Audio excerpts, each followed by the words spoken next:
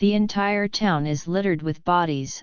How Ukraine suffered a humiliating defeat in Soledar after a relentless Russian assault.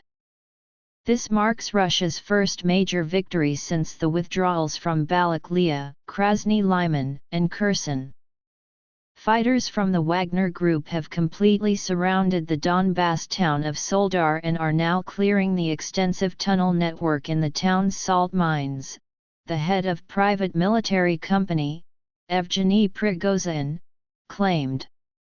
The news came after weeks of intense battles in an area which sources from both sides, but especially those which are pro-Kiev, have described as a meat grinder. Despite the sustained, albeit slow, Russian advance, the Ukrainian authorities have chosen not to retreat at the cost of tremendous losses. I want to repeat that Soledar has been fully liberated and cleared of Ukrainian army units, Prigozhin said in a statement on Wednesday evening. The Ukrainian troops that refused to surrender have been destroyed. Prigozhin estimated that 500 Ukrainian troops died in the final stages of the fighting, after Wagner forces encircled them. That's on top of others who perished previously. While gunfire can still be heard in the western outskirts of Soledar, it is clear now that Russian forces will emerge victorious.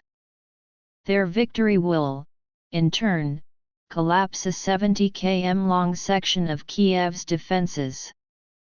The stakes. Soledar is a conglomeration of several settlements established around salt mines and railway stations.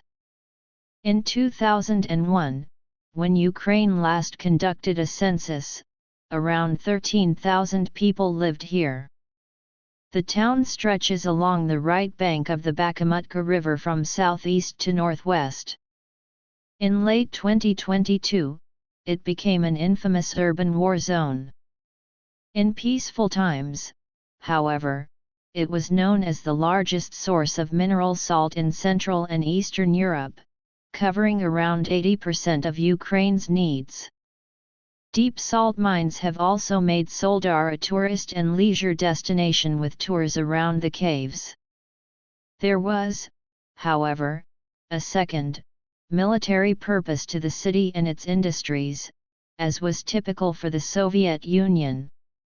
In the case of Soledar, several of its depleted mines were used as spacious and secure military warehouses. Last year, this previously disregarded aspect of Soledar's identity became its most prominent feature. Salt production stopped, and the gypsum plant ceased operating. The only visitors around were now Ukrainian soldiers, and developing asthma was the least of their problems.